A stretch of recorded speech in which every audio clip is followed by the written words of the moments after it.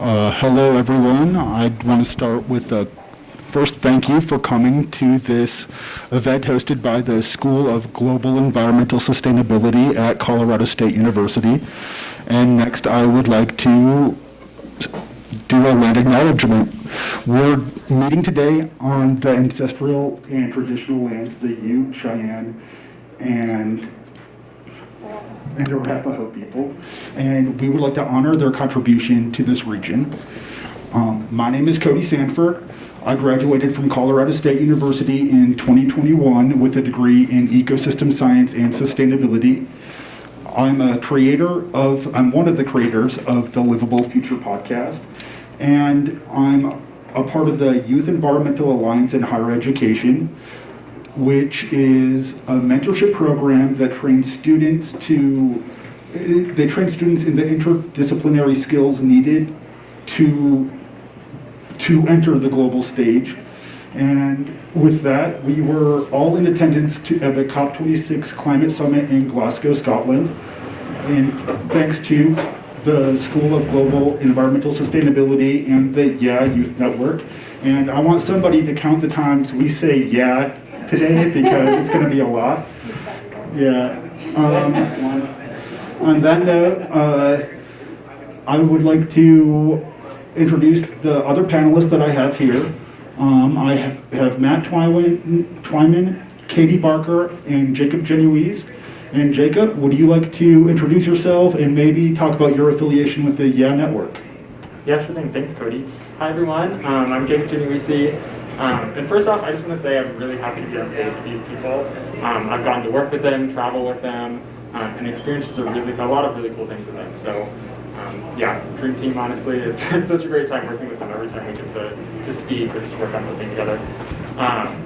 And so a little bit about me and my background. I went to undergrad at University of Oklahoma and studied meteorology and got really interested in kind of disaster risk and also kind of how we recover from disasters and how we do that equitably, how we give money out to different groups of people equitably after disasters. And that kind of led me into going into some climate policy and some climate risk issues. And then I was able to be a part of a really cool student group called Hope in Action Climate, where we met with Oklahoma senators to talk about wind energy and their views toward the environment. And that was just a really great experience for me, learning about policy and getting interested in policy and finding out where you can find common ground with people who you might not think like you, but they really actually might. And so that kind of launched me into moving to Fort Collins and doing some pollinator field work for national parks, learning about kind of some field work science, but also the policy implications of that kind of science. And I got even more interested in international negotiations and policy. And I got involved with that's two, I think, the Youth Environmental Alliance in Higher Education, which seeks to, like Cody said, equip students to kind of move into international negotiation spaces and kind of understand what's happening.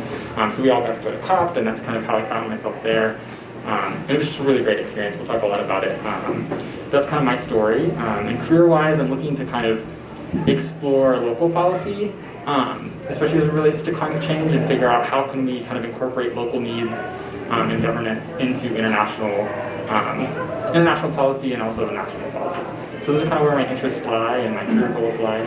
But I'll pass it off to Kaydee, and she can introduce herself as well. Thanks, Jacob. Thanks, Cody. And I couldn't agree more. This team has been amazing to work with, and I feel so fortunate. I am currently a senior undergraduate at Colorado State University studying ecosystem science and sustainability and also soil science. And I've had the great opportunity to do some research as an undergraduate. I mainly study soil carbon and kind of the biogeochemical cycling of mainly carbon, but also nitrogen a bit. And I got involved with the Network through just mutual connection with Cody here, and with Gillian Bowser, who is our fearless leader here at Colorado State, who just kind of pulled me in to help put on this cool youth conference online back in the spring semester. And through there, I've continued to be involved with the group. It's amazing international and national group of students and faculty members from all different disciplines within the environmental sciences. So really cool opportunity, and I'm really grateful to have gotten to go to COP with them. And off to Matt. Okay, thanks everybody. Yeah, I'll echo obviously what everyone has done. First off, really fortunate to have been able to experience going to COP. We will all thank Gillian Bowser whenever she gets here openly, and SOGIS and CSU in general. I came to CSU in a little more roundabout way. I've got a decade of experience doing manufacturing, engineering, and project management in the aerospace defense industry. I was a business owner for 5 years, arborist for a little bit, and eventually kind of hit this point in my life where I was feeling like I needed to be doing something that was more meaningful. Climate change and a few other social issues had really been weighing on me. And I kind of hit a low point where I was feeling like I care about these things, but I don't know how to do anything about it on a scale that I really want to have an impact on. And that's when I realized that I lived in the perfect town to go to school and learn how to do things like that. And I was really lucky to find this program. Career, is that what we're doing after career? Yeah, unlike these brave souls, they're doing theses, I guess. I'm in the professional science program in ecosystem science and sustainability, so a little less demanding. For me at the time, I was terrified of the thought of doing a thesis, and now a little bit more in, I'm kind of second guessing that. I'm pretty excited about learning some more things and trying to make an impact. So yeah, career-wise, I really am excited about making sustainability more of a visible thing in everyone's daily lives. I think on the waste management and the energy side, that's kind of where my background really fits in the most, all this stuff, efficiency, cutting down on waste. That makes sense to me, it's tangible, and we do things every day that I think are just, at the end of the day, really invisible.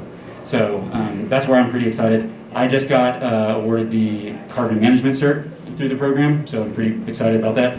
I'm kind of an accounting numbers nerd. I get excited about doing that kind of stuff, so don't know what's wrong with me. But yeah, I think I'll leave it there. Thanks, everyone. And I want to give everyone a chance to get caught up with us. So I want to start with what's the difference between climate and weather. Jacob, he specialized in meteorology in his undergrad. So Jacob, can you explain to everyone the difference here? Yeah, sure thing. So just really quickly, weather is kind of the short-term things we experience day to day, and climate's more long-term. So like the snowstorm we experienced today and also on Tuesday, those don't really tell us a lot about climate. They are a couple events of weather events. But if we start seeing patterns, over 30, 40 years, 30 years is typically the kind of cutoff where it becomes, climate normals. So yeah, if we start seeing patterns of warming temperatures, increased extreme precipitation events, that's where we start thinking about climate and considering climate change. Yeah, well, thank you. And on that note, just really quick, I want to give a special thanks to the President's Sustainability Council. What CSU was able to do at a top-down because of their sustainability office and taking sustainability seriously. It has been important in my education, and I think we can all say the same. And I see President McConnell in the crowd here, and I would like to say thank you, President McConnell. And if you have anything about to say, we'd love to hear it. Thank you. You're welcome.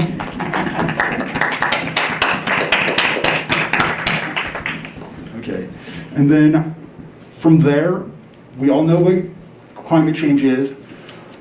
What is COP26? Matt, can you explain it to us?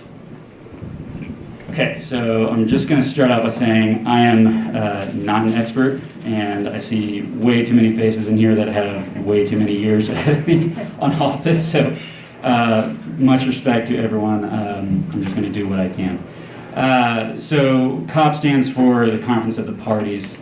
Parties in this case are the nations of the world. They get together annually at this conference under the guise of what's called the United Nations Framework Convention on Climate Change. So, rolling it back just a little bit to put this in some context, the UNFCCC came about in the early 90s after the success of the Montreal Protocol. And if y'all don't know what that is, Montreal Protocol was in the 80s. For those living back then, you may remember lots of stories about acid rain, all sorts of terrible things that happened. And the world rallied and had a lot of success on it. It was awesome. Sulfur dioxide really went down, and it was a model for how to have success on an international stage. So we've seen how that's played out. It's a little bit different with global warming now. But so the UNFCCC, they had to charter an international treaty, which at this point, for all intents and purposes, every single country in the world has agreed to. And basically, the main charter is to limit dangerous human interference with the climate system. Dangerous is obviously a key and somewhat subjective word, but every country has agreed to that. They've all said climate change is real, it's a big deal, and the rest is how you do something about it. So back to the Conference of the Parties, that's how the leaders of the world get together. Of course, there's behind the scenes things and things going on constantly, but this is where the decisions are made. So the COP is the supreme decision-making body under the convention. So that's where, when the leaders get together, decisions are supposed to be made. And, you know, it's an evolving process. This is something that's been going on for quite a while. And out of that, at the early days, we had the Kyoto Protocol. I'm just going to leave that in the dust for now, but we're now operating under what's called the Paris Agreement from 2015. And again, no country in the world says climate change is not real. They all say it is. The question is always, what do we do about it and how do we do it? And so the COP is where a lot of that's supposed to be hashed out. Who's responsible for what? Why should I be doing this and you're not doing that? Give and take, negotiations, all that kind of stuff. So a lot goes on. That's just kind of the upper shell of what's going on, but it is a very deep and thick process, and we got to experience just a little bit. Matt, you did a great job of explaining a very complex topic abstractly. Thank you. COP26, I feel like we all walked away with something differently. We all found inspiration in a different area. There's so many different aspects to this climate summit.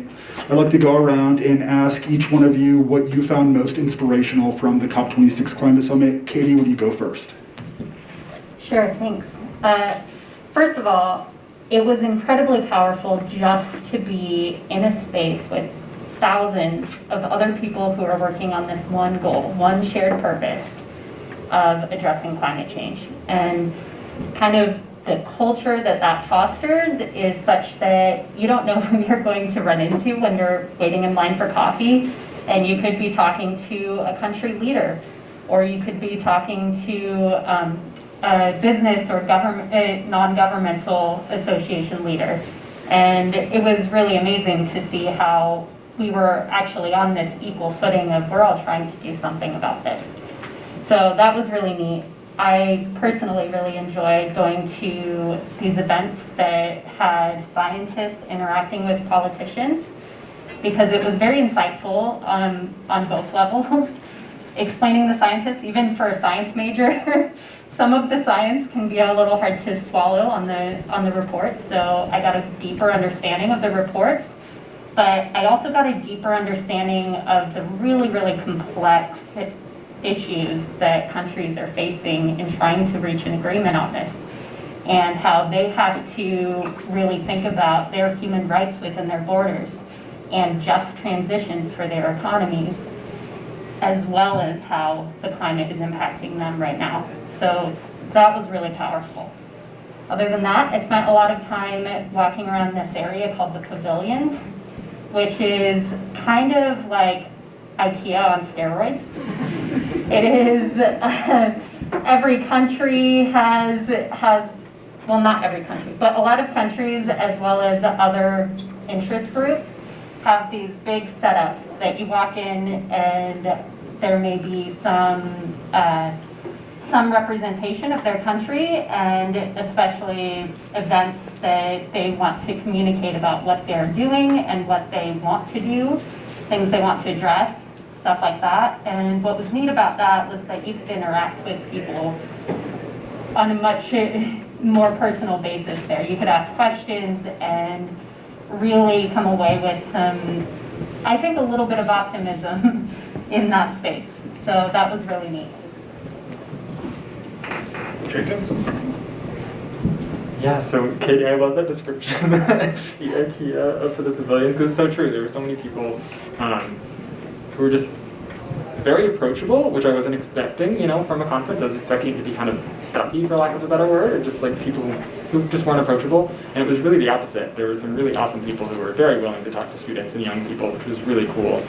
And I think that's what I gained the most inspiration from in COP in general, was the young people there. Of course, we were there as part of the youth coalition. Youth is used very broadly here, just anybody who's kind of new to climate change and negotiations. But it was really cool to see the urgency and the energy behind the youth at COP. A few of us got to interact with kind of a ragtag group of youth, the International Youth Coalition, which was formed at COP. They decided that we needed some youth representation in some of these kind of plenary speeches where all these parties kind of talk about what they're doing and make some announcements. But we wanted kind of a youth voice in that. So we got to work with them and kind of develop kind of a vision for what we wanted to say to these policymakers about what youth need to see done.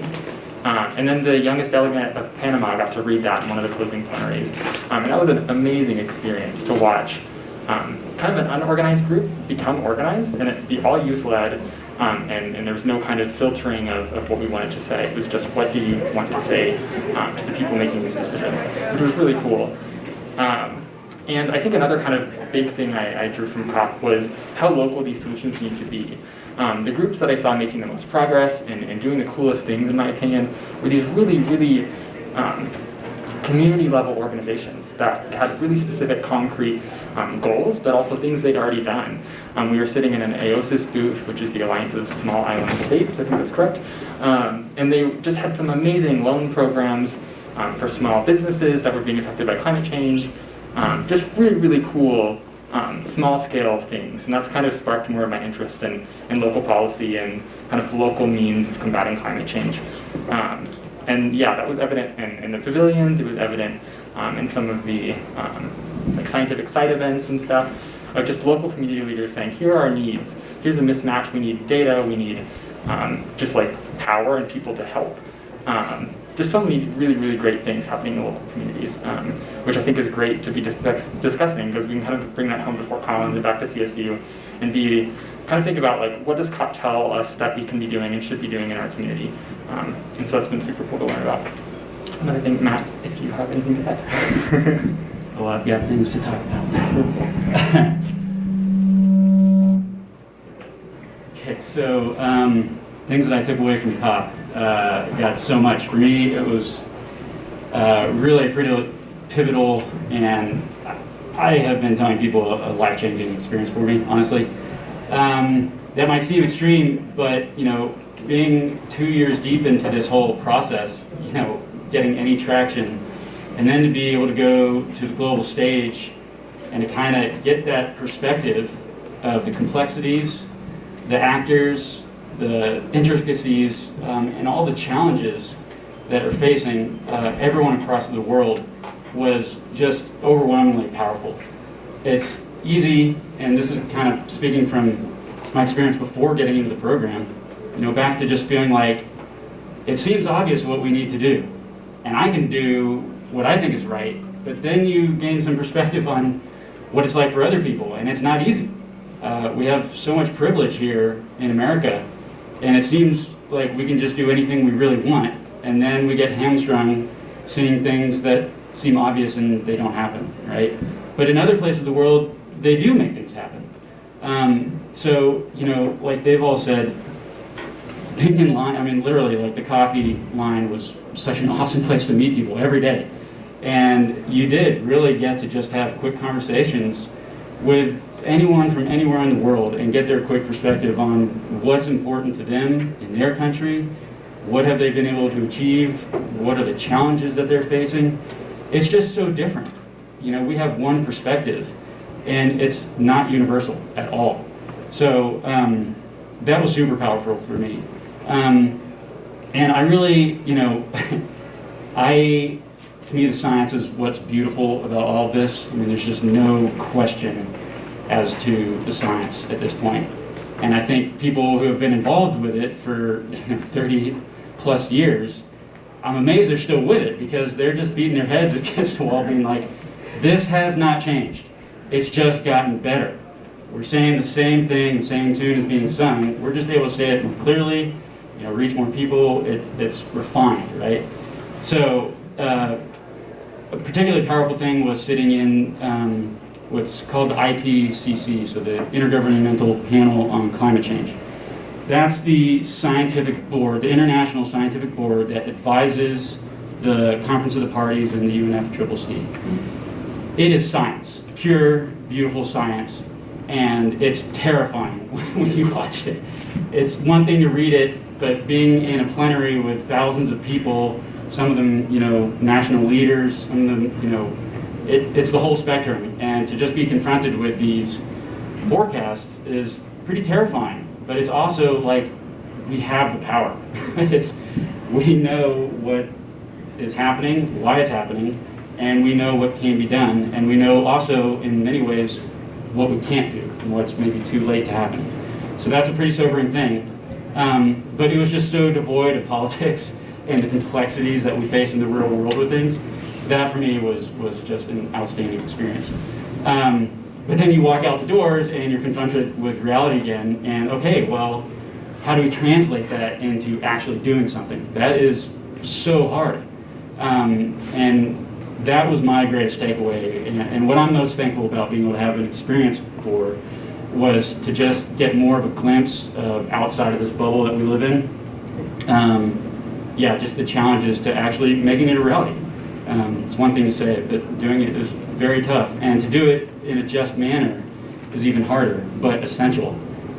So it's been really cool to kind of, for me it's just been ground shifting, to in such a short amount of time for me to just get immersed at this level, like I couldn't ask for a greater experience. It's been awesome. Yeah. For me, seeing the national leaders was great, but meeting the local leaders, like Jacob said, that was where I found the most inspiration. And that's one of the reasons why we're up here today, to maybe help encourage you all to take the action, the cause on the local level. I'll tell a quick story of a leader from Panama who represented some of the indigenous people. And Panama, I don't know if you know this, it's one of the net negative carbon countries. And he was saying that that's largely due to the efforts of the indigenous people. And that in particular, just knowing that, hey, even in the face of colonialism and all these obstacles, these people who are in a situation that I can't even imagine the challenges that they're facing, they're able to be a net negative carbon country. And that is the ultimate goal that we're aiming for, is to net zero or prevent global warming from reaching above 1.5 degrees Celsius. And I know we're all very eager environmentalists and we want the most from these climate summits. So in your view, I want to combine some of these questions just quickly. Where do you personally feel like there was a lot of success at COP, and where do you wish COP26 would have been a little bit further? Jacob, could you start? Yeah, so I guess I'll start with maybe the negative, and then we can move to the positive. But I also want to preface this by saying that the UN operates on consensus. All these countries have to agree on what's decided at this conference, and that's not easy. And I don't want to defend the process, because I think there's a lot that could be improved. But yeah, I just want that to be known too, that it's really difficult to make these decisions with everybody involved, especially all these countries having their own kind of interests in all of these really important issues that affect millions of people's lives. With that being said, I think we all probably felt a little bit of this, but a little bit of a disconnect from the decisions being made. We could go and present on our experiences and what we think needs to be done. We can go meet with really cool people who are involved in industry or involved in outside of government. And we were able to be in on some negotiations. But there was this overarching kind of disconnect from civil society and the people who are making decisions in these rooms. And we would just kind of get a report at the end of the day of what was decided and what paragraphs were discussed and which words were changed out. But yeah, it's really, and I understand it's hard to involve, thousands of people in that process. But I think there's a lot of really good criticism coming out of COP26. It was a pandemic. We couldn't all travel. It was expensive to travel. There's risk in travel, and not everybody can do that. And so yeah, I really do welcome a lot of the criticism out of COP. And I think there is a lot that can be improved. Something else that I kind of wish I would have seen more movement on, and I think this is a lot of people have echoed this, is ending of fossil fuel subsidies. That's complicated and hard to do given how ingrained that is, but it's important too, and we really didn't see a lot of movement. And also climate finance, which is an important equity issue, but just an important issue for figuring out how to pay for some of the damages of climate change, but also for the transition and making sure, like Kaydee said, that economic transitions are just. And so yeah, climate finance could have seen a little more movement, I think. But we saw a lot of really great things too. We did see an increase in some climate finance as far as an adaptation fund. Also loss and damages got some more discussion.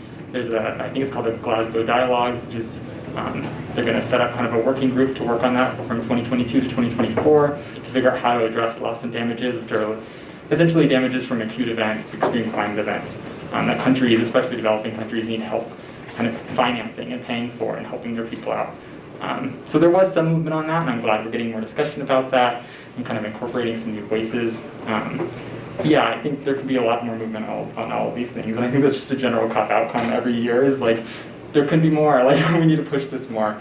So I kind of encourage you all to keep pressure and kind of track these issues over the years, and if you have any chance to kind of speak about them and what you think needs to move forward faster, speak about it every opportunity.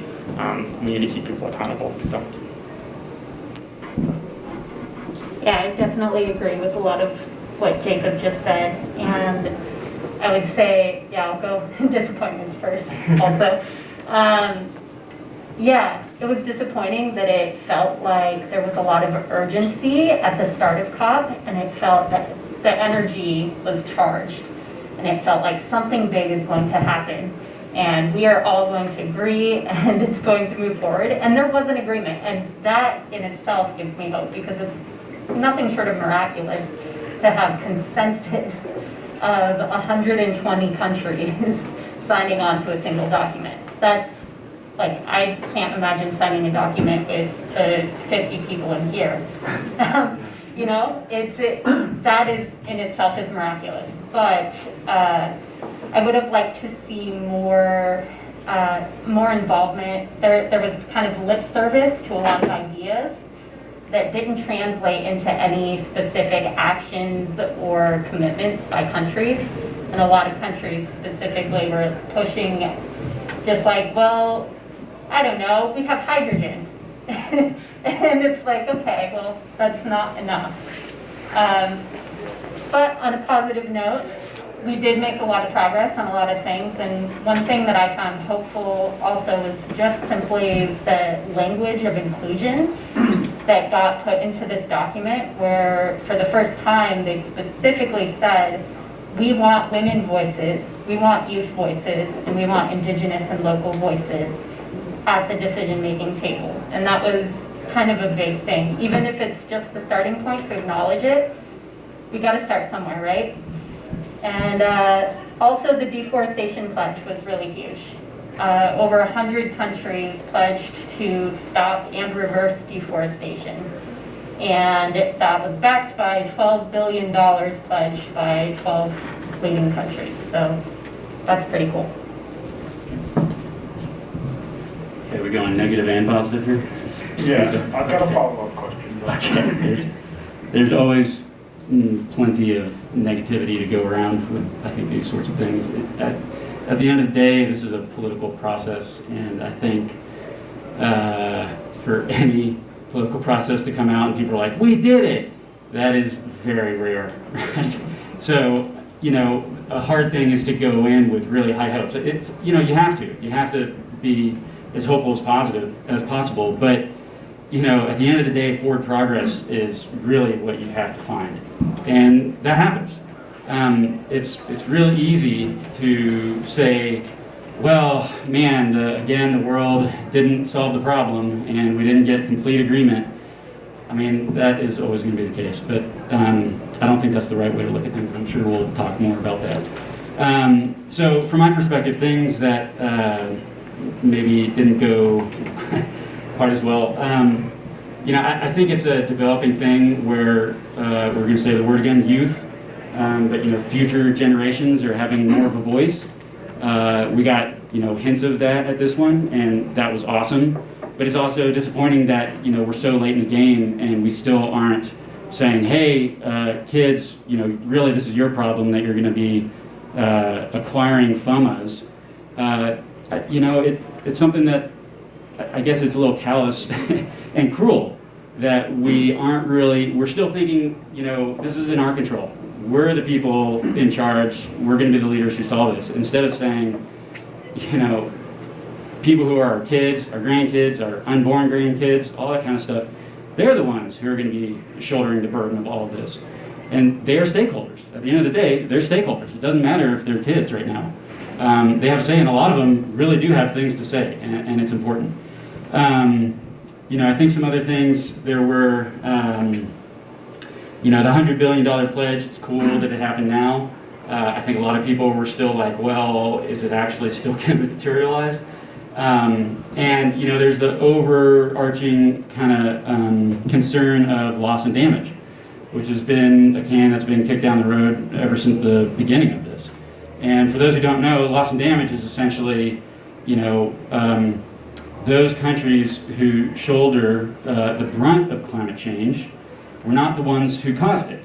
And so it's kind of a legal question of, are they do anything, right? And the challenge is that there's no international legal framework to make this happen. I mean, we've had trials in the United States trying to provide loss and damage to things within the country.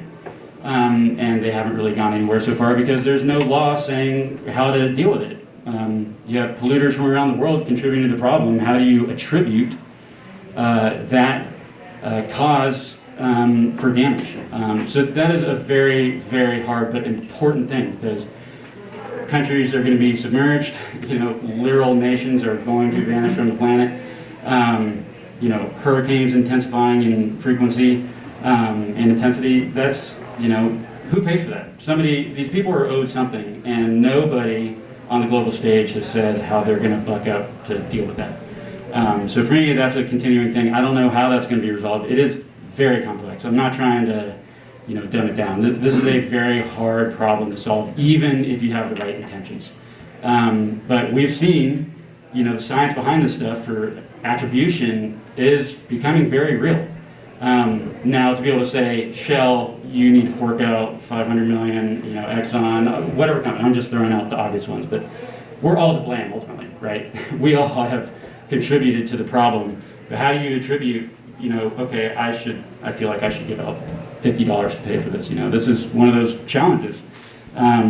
So yeah, this may be a little more broad for what was sought out in the COP, but it is a thing that needs to be tackled. Yeah,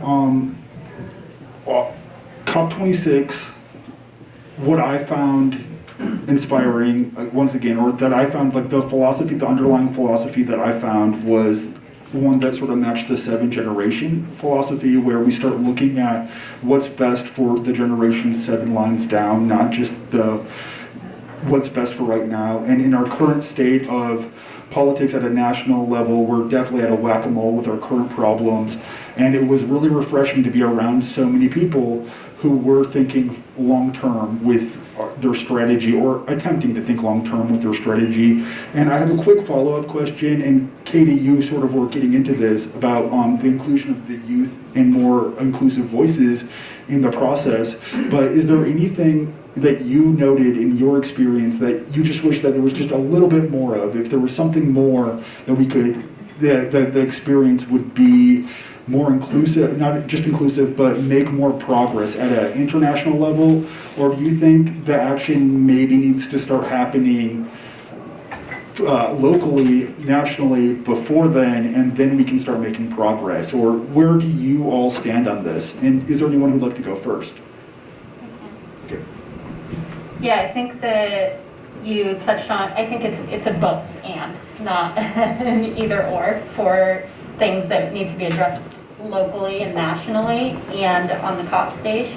I think one of the things that stood out to me that really could have been done better was inclusion, because it was very hard, and it is extraordinary times with COVID, but people coming from the global south were on these red listed countries, and they couldn't even come unless they were willing to quarantine for 2 weeks before COP. So we're asking people to take more than a month off of work to come. Not to mention that it was very expensive. There's less access to vaccines and such like that in the global south, or in some areas. So that was something that was really big, and hopefully we'll see done better in the future. I think, honestly, COVID notwithstanding, I think that's one of the reasons that we couldn't hold a COP here, because we would never let people in to come and be a part of this. So, especially from civil society. And that's something I would love to see. I think that all of us could push that a bit with the upcoming COP presidencies and say, hey, we want more voices here. Yeah, other than that, it was also like, okay, so Biden wanted to pledge $700 billion, and he did not have the political standing to do that. So there's like this national, we need to get clear on our side before we go and commit things that we can't commit. Do you, either of you have a response?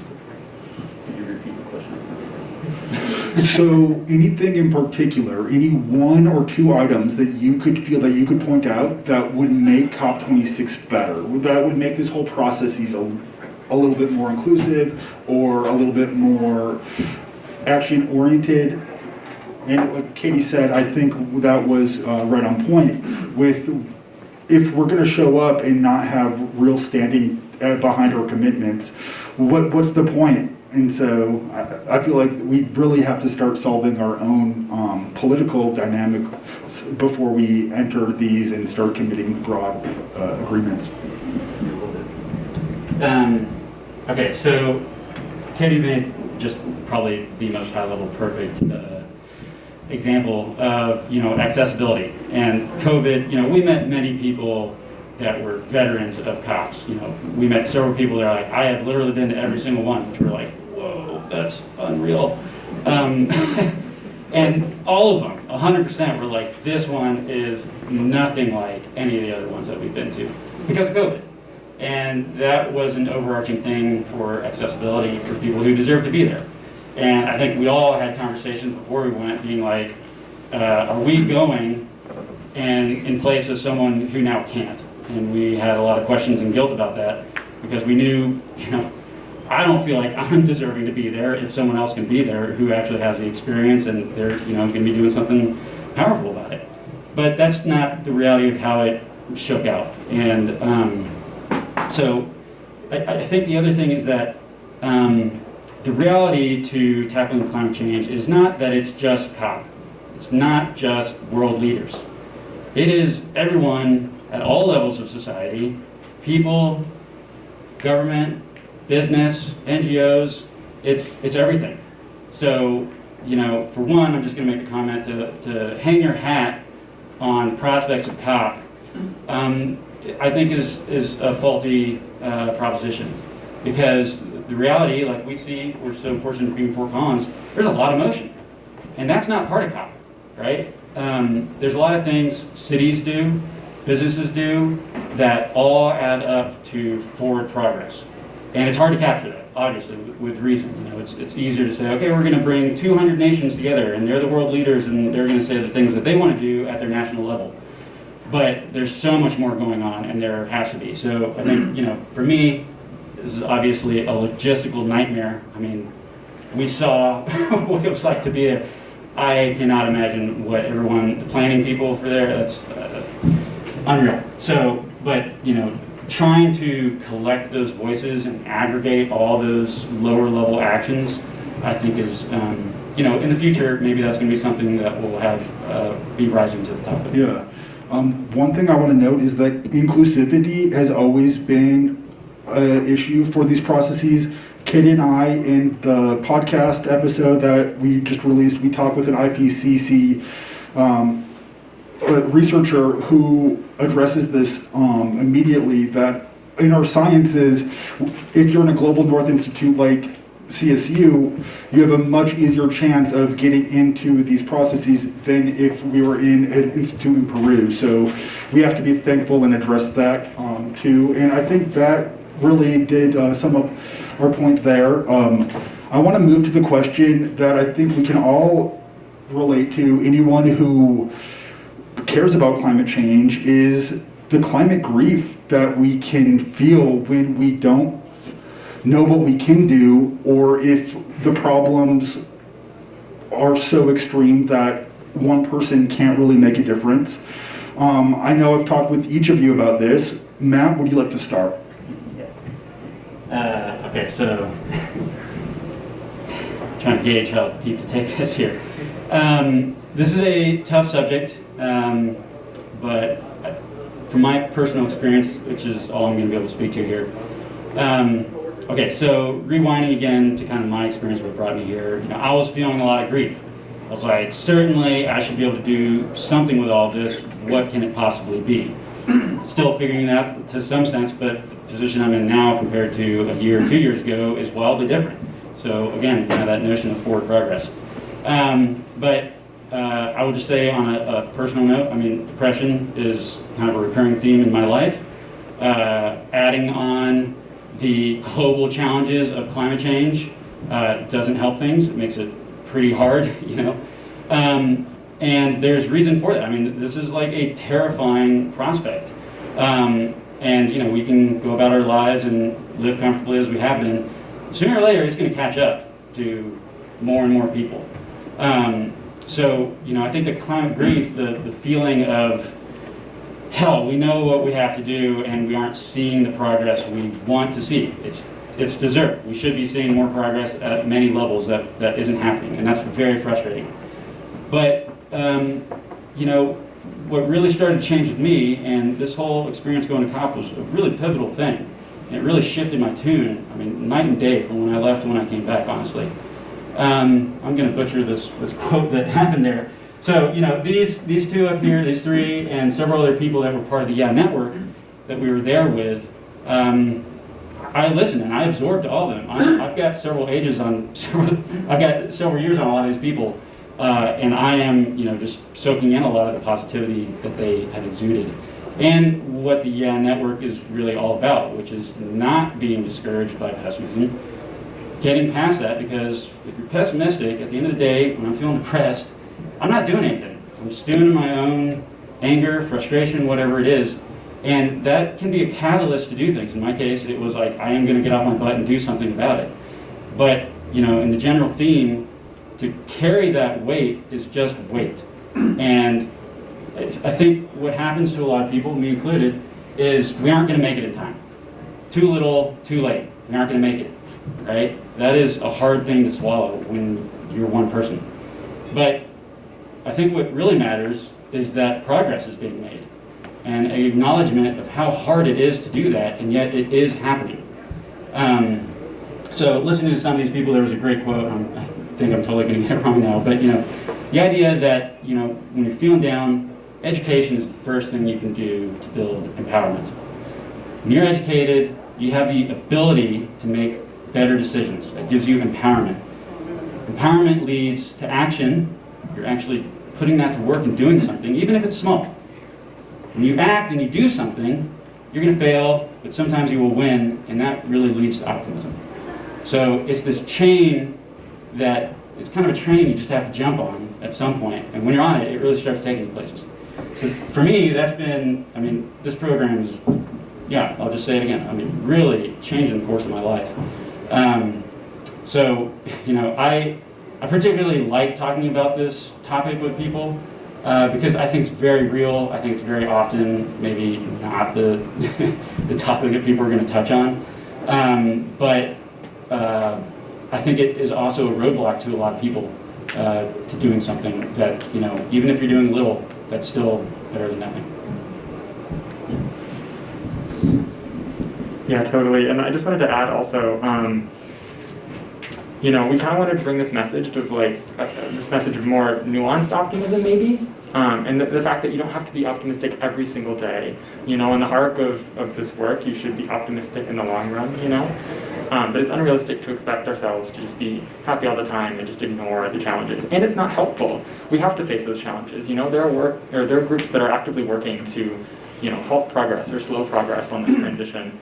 And if you just kind of ignore that blind optimism, that's not the goal here. You know, and I think, like Matt said, being with a group of students who are all optimistic, but not all the time, and hearing from their stories about the time where they have had grief over climate change or been unsure whether we can do anything about it, but still pushed past that and found a community of people who don't believe that all the time and believe that we can move forward, has been so, so cool. And that's something that, you know, I'll think of as a foundation of why I do the work I do throughout my career, will be this group of people and this group of students. So yeah, it's just so important to find people who can push you forward and keep you thinking about, okay, there are these challenges, there are these barriers, but how do we get past that? How do we move past that together? Which is what EI is all about. So yeah, I can't be prouder to be, you know, these group of students and feel represented by them when they speak to. So. I want to thank you guys for being open to talk about this. It is a hard subject, and it is like kind of the elephant in the room a lot. I feel like with my friends, I had a recent conversation with another friend that's an environmentalist, and she was like, some days I just wish I didn't know.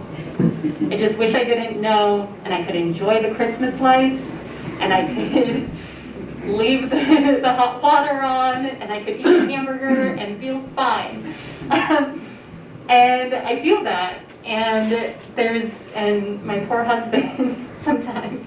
But we, where I find hope is like with these guys is just in the little bit that I know that I'm doing my part.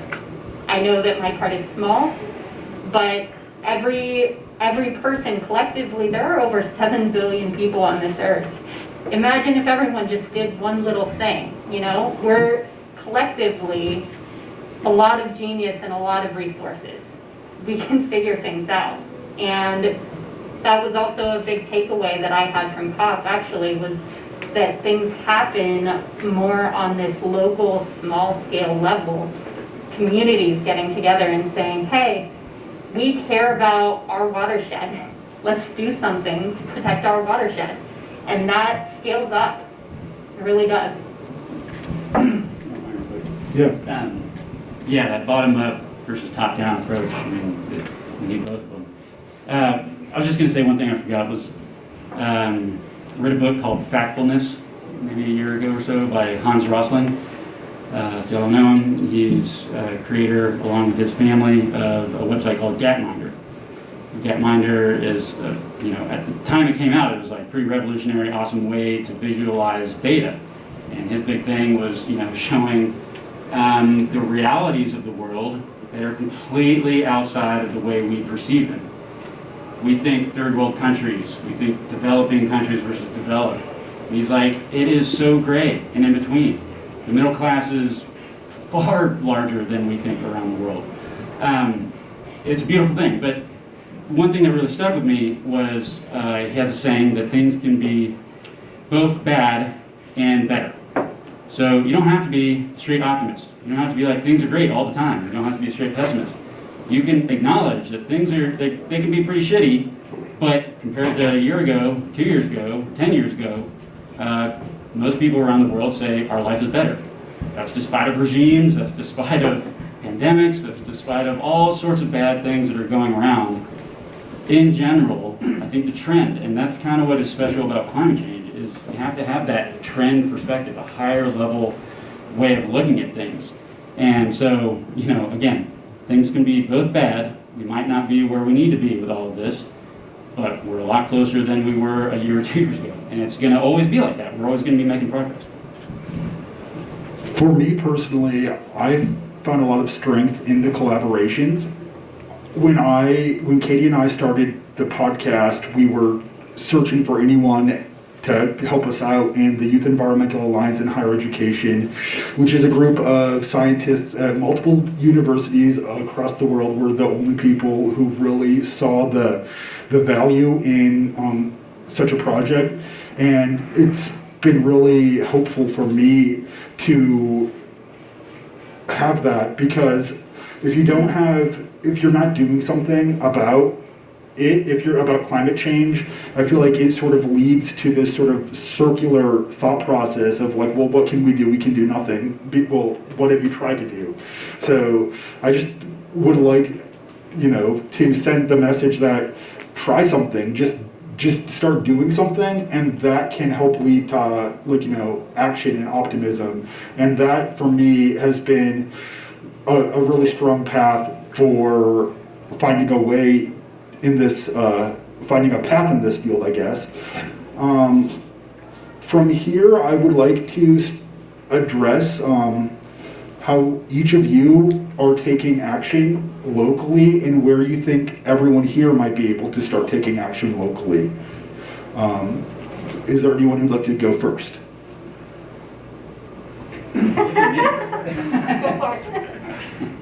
Okay, so my partner and I have lived in Fort Collins for 3 years. One of the first things that I got really excited about was volunteering for the recycling program. For whatever reason, I really am attracted to waste management. But that, kind of the realization, so we came from Austin, Texas, big city, 1 million people, tons of money flowing into the place. I grew up there, and I felt that it was changing underneath my feet quite a lot, and the voice was maybe getting diminished some. Coming here, Fort Collins is really awesome about listening to people, and I've heard so many experiences of people who, maybe on a small scale, student organizations, where that led to huge change, and that's really uplifting, first of all. But for me, I'm taking steps to learn, and Cody and I were part of something last night that is just learning how the process of the city works. How do we actually get involved? How do we translate what we think is an awesome idea and should be shared with everyone? How do we actually get momentum with that with people who are in a position to do something? So that's a big one for me so far. I'm still learning about many other opportunities out there to do, so I'm going to stop at that one for right now. Yeah, I guess I would say first, just start with anything at all that seems doable to you. And that's what I did. Aside from deciding to upend our lives and go back to school, I started with composting. And it was like, okay, I can just put the food waste in here instead of in here. All right, this is easy. And then it was like, okay, well, actually I can bike to work. And then it kept going, and then I found all of these different things locally that I could get involved in, and even internationally that I could get involved in, it turns out. So it's amazing actually when you're interested in something, opportunities do open up. So if you're interested in voicing your opinion about something, you can voice it. There's an easy way to tell the governor of Colorado what you want to do by posting on their thing, and they do actually reach back. So you don't know until you kind of start to think about, all right, what's just one thing that I care about that I would like to do? Totally, I think care is the key. It's very easy to work towards something that you love and you care about protecting. And the other places I've lived, I grew up in North Texas and then went to Oklahoma for undergrad, and I've never seen people so attached to their environment as I have in Fort Collins. Driving home for the day, you see the mountains, you see beetle kill when you're driving through the mountains. We're very connected to where we live, and we have a lot of attachment to where we live, where we experience the outdoors. And I think for me, that makes it very easy to want to act locally and protect the state and the region. And I think that's part of the reason I wanted to join was to get involved with students, on campus, but also internationally, as we have different institutions involved, but to connect more with the university community and other students on campus who maybe don't know how to start that. And I think kind of provides very direct steps to action to do that. You learn about other students on campus, on other campuses, and what they're doing, what initiatives they're bringing forth in their community. And that's super awesome to learn about, and I think a great way to get connected. So find some group around you that's working on these things. You don't have to know how to start, but somebody else does. And somebody could be your neighbor, could be really any group in your community. They know how to start, and they will be very happy to talk to you about how you can help with their initiatives and what they're excited about. I want to share a few more kind of things we had brainstormed to look into. There's the Colorado Conservation Initiative, so that's www.collaborativeconservation.org/learn. So collaborativeconservation.org/learn. They get some resources there. The city of Fort Collins has a program, or like a climate action plan basically, and they have a newsletter for that. So you can sign up for that and get some ideas on what's going on in the community, some tips for conserving water, and other ways you can kind of help on a personal level, but also groups you can get involved with and things going on in the community.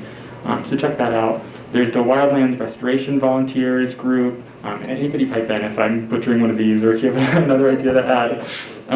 The Colorado Coalition for a Livable Climate, the Fort Collins, Partners in Climate Action. Also the Northern Colorado Alliance for a Livable Future. So there's a lot of organizations. A quick Google will pull up tons of things happening in Fort Collins, and we're so lucky to have that available to us. It's really easy to kind of take action. And then my last kind of urge is, if you need mentorship, seek that out, as I said. And also, if there's anybody in the audience who feels like they could be a mentor to somebody and kind of starting these things and learning how to get involved, kind of step that up.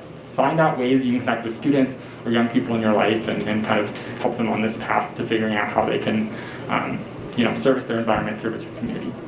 Yeah, so the key messages I heard were just start, collaborate, and find a mentor or be a mentor. One thing that if you are looking to get involved on climate assessment, the Yeah Network recently started the youth input to the 5th National Climate Assessment. This is a great way for young scientists to get involved, to meet the authors of this report, and to start organizing together on climate, on what we want for our leaders in the future when it comes to climate policy. So we would encourage everyone who's interested. There's no age limit, so don't feel like that you don't qualify because of that. Just get involved with that process if you are interested. And you can find more at yeah-net.org. You can email, you can contact all of us after we finish this, and we're not done yet. But and another great group that it's in the vein that you mentioned is the Fort Collins Sustainability Group, and I know that they've been pushing for great sustainable action in Fort Collins for a very long time. From here, I would like to turn to a Q&A, and I want to ask if there's any questions that the audience has for us. Who was representing the United States at the conference, and were there people protesting? Yeah, there was thousands of protesters. The protesters outnumbered the people. John Kerry was leading the delegation, and I'll say John Kerry, he would walk by us on a mission, and he would be there till late in the evening. So it was very neat to see the U.S. delegation in action and actually trying to make an agreement from my point of view. I would just add, this was actually the largest delegation we've ever had from the United States at a COP. I believe we had 60, is that? Over 50.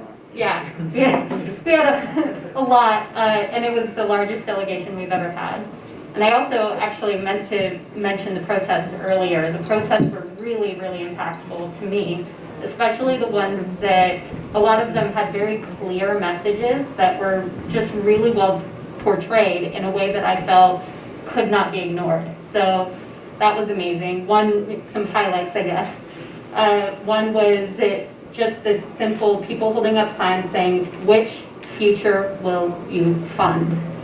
And it's a very simple, like, just where's the money going? And then another one was this lie down that, if you have heard of lie downs, people lay laid down on the ground and had signs saying the things that people are dying from right now. Famine, war, hunger, drought. All of these are directly or indirectly related to climate change that is happening right now. So yeah, I thought those were really impactful and hard to ignore. Just to maybe try to answer your question a little bit more. Basically, a lot of the entire cabinet, the U.S. cabinet was there, along with representatives and senators from many different states. And there were Republicans there, which was pretty neat to hear. It was not a solely 100% Democratic-led coalition, but they were there in force. I mean, there was stuff going on at the pavilion all day, every day. I think they had, over 200 events that they did over the span of 2 weeks. So, I mean, there was a lot of opportunity. I mean, we all spent a good amount of time there because we were just curious. It's like, okay, now that, kind of back and forth, what are they talking about? Who are they tabling? What are the discussions that are being had? And I found a lot of them to be quite well-rounded. Don't get me wrong, every other sentence or so was about Build Back Better and what that's going to do. So rest in peace for now. But they, there were a lot of people. They brought on plenty of corporate leaders. There were very interesting conversations that were going on as far as I was concerned, which is something that I was pretty excited about. Like, I want to hear from corporate leaders, straight from their mouth. What are they saying? What do they think they're able to do? What do they think they're responsible to do? And what do they need to be able to do it? Which you got to take that with a grain of salt sometimes. But it was pretty darn fascinating. So I thought it was neat. I was impressed by the show of force there. Yeah. And you had a question? I had a question. So speaking of doing little things, I teach 4th grade, and teaching my students to do research. And we have when we have a unit around Earth Day, and they all start doing research on environmental issues and such. One thing is, what would you recommend for that level of instruction? And 2 is, are there any CSU students, such as yourself, that would volunteer to come to my classroom? We all actually did that pretty recently, so we'd be pretty pumped to do it. I'm speaking for everyone, but I haven't seen it personally. Yeah, we'd be more than happy to come to your classroom, and we'd love to do more speaking engagements and engage with the community in whatever way we can. One unique thing that I would like educators to consider is the technology at our grasp right now. I feel like so often we rely on what we know in terms of education, and that's great, but there's an app called iNaturalist, which it takes a gamification approach to learning. And I don't know what if your students have access to any sort of smart device, but this research, it can be collected and used in at a research grade level. So the data that your students are collecting can actually be used in scientific research, and then it helps them learn what it is along the way. They can take a picture of something and they don't need to know what it is, and that app will help them find it. And it's a very straightforward way for anyone to begin learning about their climate, about what's around them. And I would say at that level, just getting them familiar with the world around them would be outstanding. And then when it comes to the larger topics, like climate change, I think they understand it more than people expect. So I guess helping them with pathways to maybe conceptualize it would be helpful, and that's something that we could talk about more later. Cody, if you don't mind. Sorry. And Jay might have something to say. It's been a long time since I've been in 4th grade, and I don't have kids, so take this with a grain of salt. But I think more than anything, the environment that I see around, I don't mean the physical environment, the political environment, all that stuff, instilling a sense of curiosity, I think is always key. Obviously, you're a teacher, you know that, but I think it's kind of more important than ever these days. And a sense of empathy and compassion, because I think where a lot of this whole process melts down is when we get in our camps and we stop talking, we stop listening to people who live very different lives. So I don't know how you do that in a fourth grade setting, but for me, you know, if a kid kind of grows up with that core central kind of structure, to me, I think that goes a long way down the line. Yeah, and I think the other thing I'd add is something that I kind of felt like I missed out on in science education when I was growing up was like a connection of science to society. I felt like science was really taught in a vacuum of, you know, here's how atoms work, and then what's the societal impact, or who's been working on these issues. I think would be really cool to incorporate super young, you know, in a fourth grade class. Another thing, when we went to and spoke at a different class, about the same, a little bit older, but about the same age, was we got them outside and we were able to do a class outside, you know, the mountains were in the background, and we could talk about climate change in a really like, in a way that they could connect to visually and physically too. You're outside, you're, you know, experiencing the world, you're not in a classroom. And I think talking about climate outside is just a really awesome thing. And they can kind of connect to it, and as you're speaking, they look around and look into the sky and think about it, and you can tell they're wheels are turning and they're thinking about the impacts of it. So yeah, get them outside and I think connect it to society if you can. I'm not sure how easy that would be, but yeah. Joe? So were there innovations that you got from business leaders or from some of these other country pavilions that were especially exciting, that you think would be great to bring back to the United States? Yeah. Yeah, the question is, were there any innovations at the pavilions or at COP26 in general that we found particularly innovative that we think would be useful here in Fort Collins? I'm paraphrasing. Is there anyone here who'd like to start? I would say, I think that a lot of people were looking for like a magic bullet, and there isn't one, of course, as you know. But some of the things that I thought were really neat actually were in the field of nuclear power, which actually Matt can talk way more about than I am. You should talk about that. Okay. Okay, so I have a background in physics, so this, for me, makes a little bit more sense, I guess. But so nuclear in general is, so there was a new nuclear plant in Atlanta, Georgia that just came online, which was a huge, that's a big deal. Those things don't come online very often, and they're very expensive. So kind of the new thing that's about to be, well, so as far as I understand, if there are experts here, please stand up.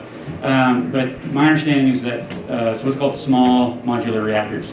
They're way smaller and small.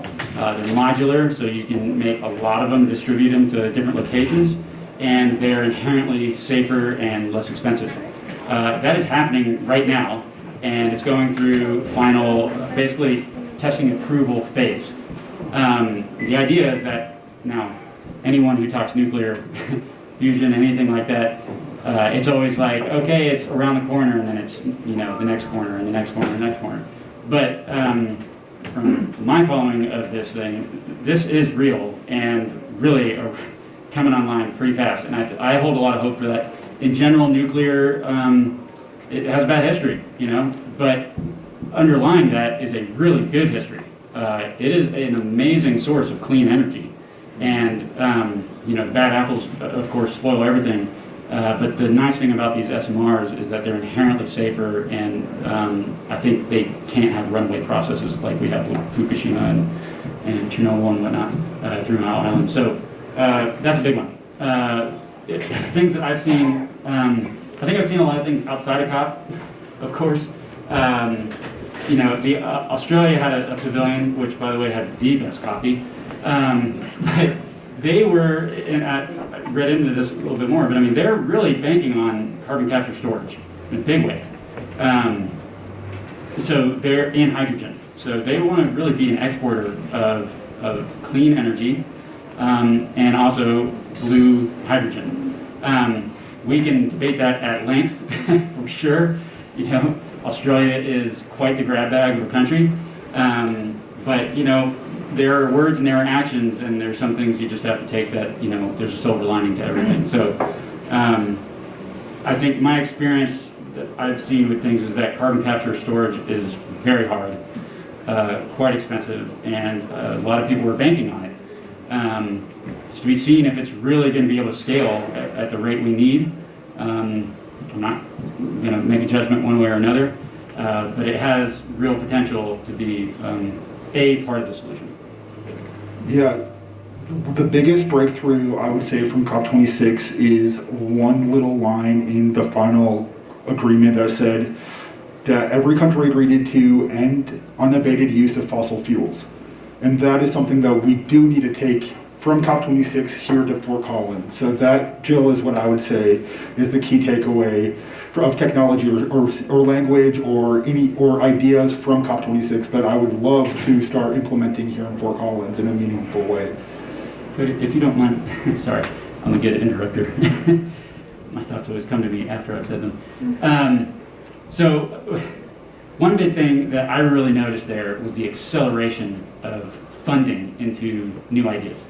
Now, I don't have the full experience. There was a lot going on there. It's hard to express really how much was going on there. I mean, you get like a droplet of experience there compared to everything that's happening.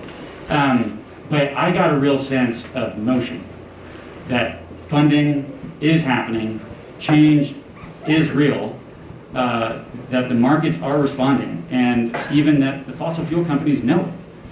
They know that burning things will go away. They're going to pivot and to do what they do, but clean technology is going to be a thing, and it's probably going to be faster than we think in a lot of ways. One example is, we look at these commitments that are made by countries. China, for instance, sometimes they sign up for things and sometimes they don't. In a lot of ways, I think the kind of takeaway message that people I talk to have is that America tends to overpromise, underdeliver, and China will underpromise and overdeliver. And there has been, just this week, the International Energy Agency, the International Renewable Energy Agency, and the Carbon Brief, which is a group of awesome people who kind of monitor all this stuff, made an announcement that China more than doubled their offshore wind in 1 year, and to an extent that they, in 1 year, produced more offshore wind than the rest of the world combined in the past 5 years. So you can't always look at what's said. You can't always look at what's promised. That sucks. We would love to say, everyone in the world is like promising awesome things and they're going to deliver it. But very often I think the case is that things are moving underground that might not have a hype right up front. So. Any questions? Diane? I was just wondering if, I've heard a lot about nature solutions to climate solutions. Was that anything that you all saw there? I'm sorry, what solutions? Nature-based. Nature-based solutions. Yes. Does anyone want to start? Yeah, I was really excited about the nature-based solutions presence, actually, and I believe they're going to make the next COP mostly about nature-based solutions. I think that they hit on soil carbon, which is a really big one, and forestation, which is the other. These are the biggest ways of storing carbon that we know, right, in the ocean.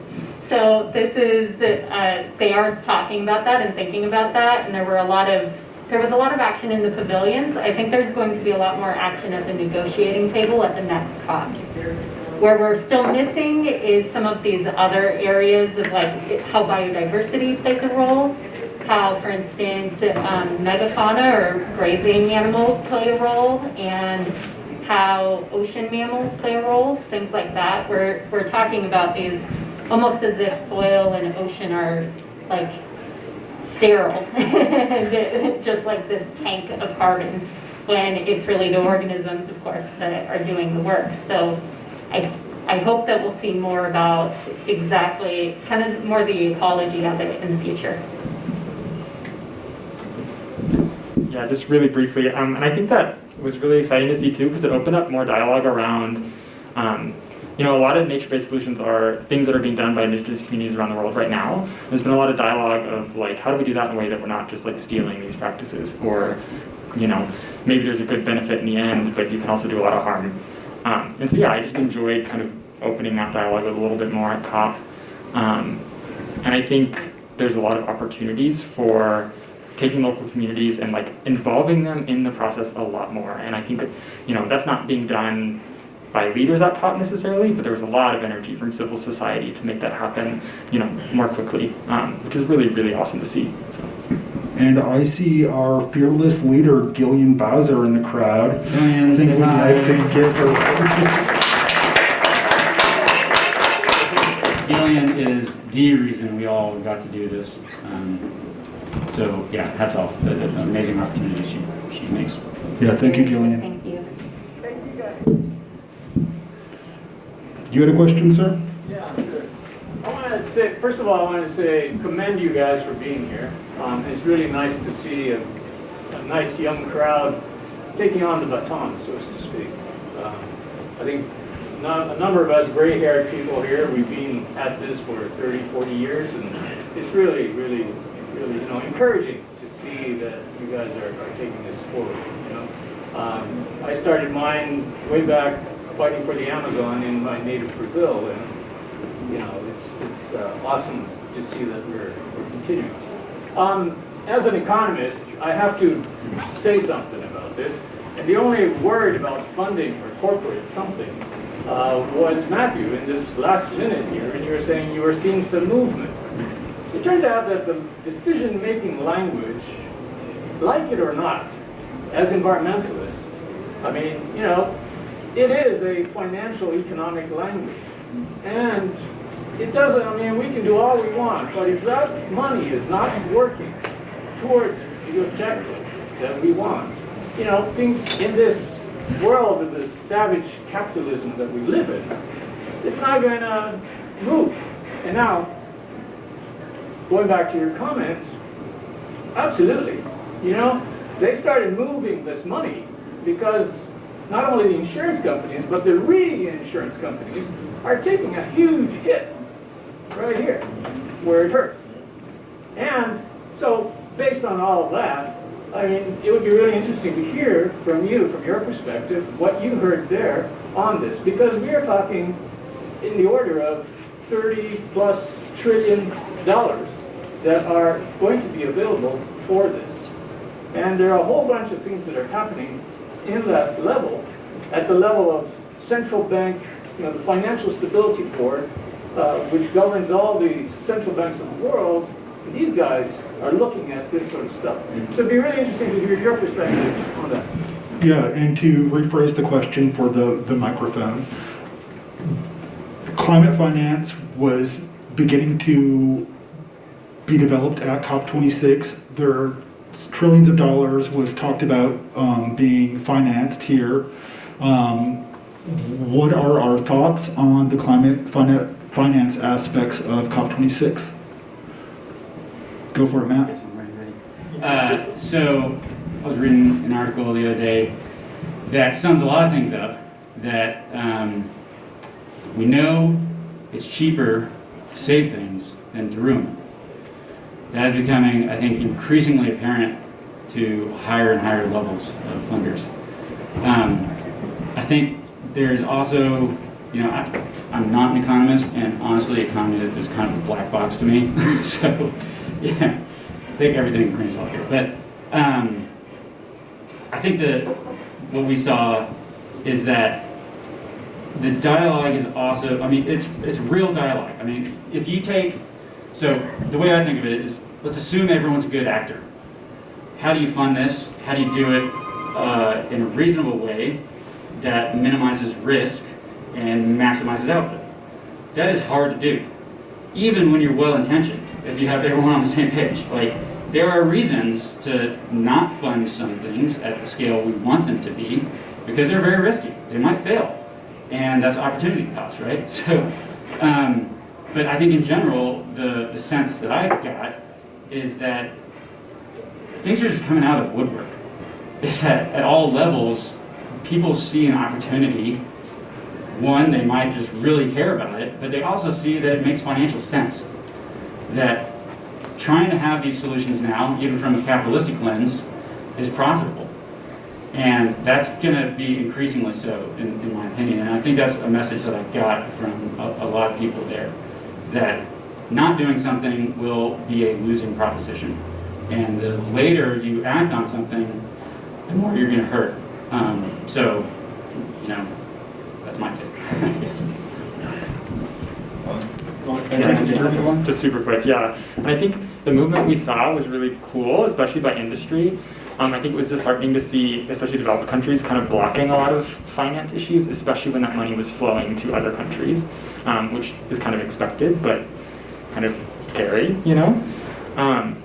And so I think we will see industry move and realize it's going to be profitable to move in the direction of a more sustainable business model. But I also fear that that's not going to be done equitably and will be done, you know, and kind of just accumulate wealth where it stands today. And so it'll be interesting to see how that plays out. I think interesting is a weak word to use there. I think it'll be a little scary to watch. But I totally agree. Like, it was really cool to see at least movement. And I think there are ways that we can kind of, you know, help that movement along and also make sure it's equitable. So yeah, I'm also not an economic expert, but I think that's what I saw at COP that was really interesting as far as money goes. So Yeah, definitely. It was an interesting environment at COP talking about finance during the finance times, because it somewhat felt a little bit like, oh yeah, no one's here is an economist, because people are just like throwing around billions of dollars. Like, and it just seemed kind of unreasonable to some degree. But to the other degree, just as these guys have been saying, it is cheaper to actually address the issues than not to at this point. And a lot of things that we've seen, pushes for wind energy in particular, come out of this like, well, it's cheaper than drilling another hole, so we're going to do this instead of that.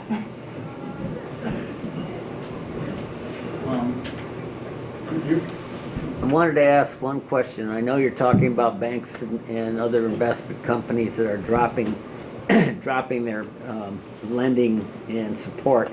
But at the auditorium, were there companies there like Big Oil and the Koch brothers and that had their own booths or their own little show going on to try and convince people that they were okay? So the question is, was Big Oil there? Did they have booths? Were they trying to make their presence known? And it's a complex question because yes and no. So Kaydee? Yeah, so collectively, Big Oil showed up larger than any other group. There were more delegates connected to Big Oil than there were to absolutely anything. They were not, however, having like a booth promoting oil. They weren't trying to pretend that it's okay. So they were kind of pervasive in everything else, and I think maybe they were more focused on some of the solutions that don't make them have to turn around right now, such as carbon markets. Like, let's just pay into this thing, rather than talking about the transitions as much. They were largely invisible, to answer your question. If you didn't go asking around, you didn't know people who knew people, I mean, they weren't wearing badges being like, I'm Exxon or I'm Shell or whatever. No one was doing that. But what you're saying is they're willing to invest the $12 billion that we give them to support the climate change.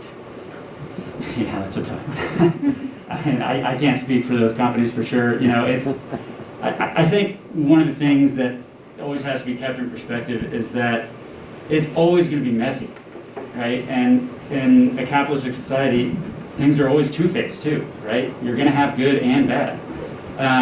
It's interesting, like kind of going back to China and India and all these things. On the one hand, they'll sign on to one agreement, and then they won't sign on to another. And in the background, they're actually expanding coal. But what's the reason behind that? They might have really good reasons. I think a lot of times what happens is that, we have to put faith to some extent into the powers that be that have a lot of money and they're going to do things. And that sucks, right? But it doesn't mean that, I guess the old saying, good people can do bad things and bad people can do good things, right? It's not 100% clear how the oil companies are going to be involved with this. I don't think the answer is that it's everything evil and they just want to extend oil as long as possible. I don't think that's the case. Are they going to be the savior for everything? Probably not. But will they have solutions and be part of some things that are good? Yeah, I think that's true too. Yeah, one thing I want to note is, although we didn't see the delegation, the oil delegates, they weren't like they said they didn't have a badge saying there, but I'm sure they made their presence known to the delegates who actually mattered. I'm sure they sent those people there for a reason. So yeah, and one of the things that I would say was a bit of a letdown that I think fossil fuel might have had a play into is they weakened the language on fossil fuel last minute. And I can't help but to think, like, if fossil fuel didn't have such a large presence there, would we have stronger language on this particular item? But like we mentioned, like Matt was just saying, it's a messy process, and just sort of understanding where everyone is coming from is important. And you know, we live in a fossil fuel society, so I think fossil fuel probably does need to have a seat there. I did see another question. Oh yeah, I'll stand up for that. So I had a question about sort of the attitude towards maybe the global north. I don't know if you guys covered this earlier because I got in late, but with countries like the U.S. and unions like the European Union and China being huge contributors, like societally and historically, to climate change. And then like smaller countries are still developing or industrializing, being large polluters as well. Was there a large sort of focus on that? And also, was there a sense that it was hypocritical for like more developed countries to kind of criticize smaller countries when they did bad, if not worse, environmental damage than those ones? Yeah, so the question is, what's the hypocrisy, or was the hypocrisy called upon about the global north using the fossil fuel technologies, and now the global south is using these same technologies and being told no? So that's like the question, was this a major theme at COP26, and who wants to take it? I can start. Okay, Jacob? I'm sure there's tons to say about this. I think it's kind of the undercurrent of COP in general. There's kind of this understanding of that, you know, kind of hard to deny, you know, if you just look at data and fact. But then when you get to, you know, what are the delegates willing to do and what are countries willing to do, especially from the global north, to address that, you see a lot of kind of like backtracking or minimizing of it, or being like, yeah, but we can't pay for it, but we'll help them with like technology, which is one way to do it. It's hard. It's really hard to address that. But I would say that it was pretty well known and pretty evident at COP. And India actually objected to a few things, and we were trying to figure out, you know, why are they objecting? They're not necessarily objecting to the science, but they're kind of objecting to the timeline, maybe. And so yeah, there was this kind of pushback from developing countries as to what you just said. Like, we didn't cause this, and yes, we might be developing largely with fossil fuels right now, but why should we have to ratchet this back super quickly when, you know, all these global north countries are being really hypocritical, like you said, you know? And so that was interesting to see delegates kind of, you know, raise their card and be like, hi, like, please don't make us do this. We have, you know, economic concerns too, and we haven't historically caused this. So I think there's a lot that can be done with technology and technology transfer. And back to the technology question too, the Center for CTCN, the Center for Technology, the something technology center and network, climate technology center and network. They're basically an implementation arm of the UNFCCC technology mechanism, and so they work on how do we get technology in the hands of developing countries to help them develop cleanly. So there are ways to combat that, but as far as like delegates at COP wanting to address that out in the open, it was a little shaky. So it was really fascinating listening to what's known as BRICS, Brazil, Russia, India, China, Saudi Arabia. I think I got them all, hopefully. They had kind of a harmonized voice, very often, you know, objecting and saying the exact same thing. But, you know, I think a thing that is important to remember is that a huge part of the dialogue around climate change and action and obligations and expectations are ethical questions, right? We might not think about it now, but we became so powerful and wealthy and comfortable and have all these technologies and everything because we exploited oil and coal, right? I mean, that was the Industrial Revolution. Yep. And then we have countries who, you know, we're going to say third world countries. I really don't like saying that. But developing, whatever you want to say, they want to live like us. And should we deny that to them? That's not an ethical thing to do. So the question is then, how do you do it? What's reasonable? And those are very interesting conversations to listen to. Turning on, renewables is not always an option for a country. Bringing in renewable energy might be more expensive for them. So how do you balance all of that out? That is kind of meat, I think, of a lot of these conversations. China and India in particular, right? I mean, they are making massive progress, but the forecast is that the future is Africa. That's where greatest development is. That's where you have to look to that. But it's really not an easy answer to tell a country they can't do something that improves their lives. Okay, there's something. Well, one thing I do want to note, we are approaching towards the end of the allotted time.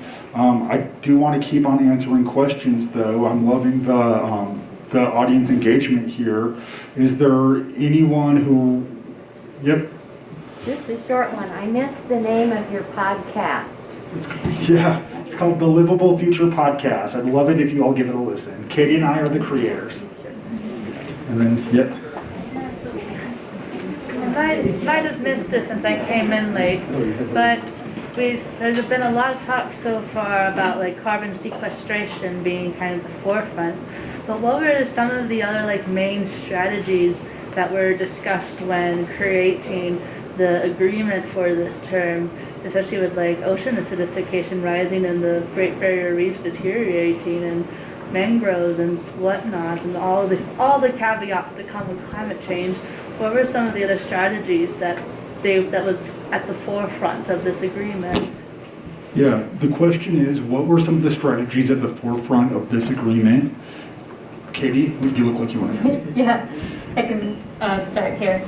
Yeah, so one of the biggest things on this was that they created a working group called the Mitigation, Ambition, and Implementation Working Group that is actually an indefinite working group of the UN now, that is just acknowledging that we have a lot going on right now that we need to address. And so it's not just about sequestration, as you said, it's also about how do we adapt and how do we save what we can save.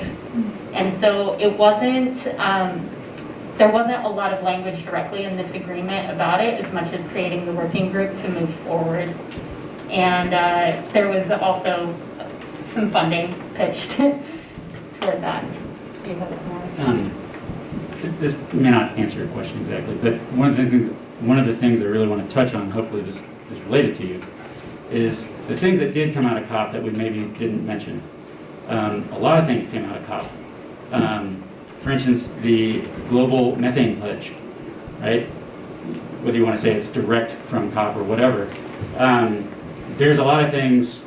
So global methane pledge is the goal to reduce global methane emissions by 30% relative to 2020 by 2030, right? That I think is widely acknowledged as like the simplest break to hit to make big cuts in global emissions. A lot of countries signed on to that. I think over 100 countries have signed on to that. That's a big deal. Like Kaydee was saying, there's the rainforest pledge. I'm missing one other or something else. No. Yeah, the deforestation. I have it on my phone. I totally forgot. I'm sorry. I'll think of it, I'm sure, as soon as we're done with this. But there was other pledges that were made that some countries did not sign on to. That's some of the big ones. But some of the other big ones really did. So, it's a shotgun approach, right? It's all hands on deck kind of solution. To answer your thing specifically about the acidification, I unfortunately don't have a good answer. I mean, that sucks. That's a really hard one.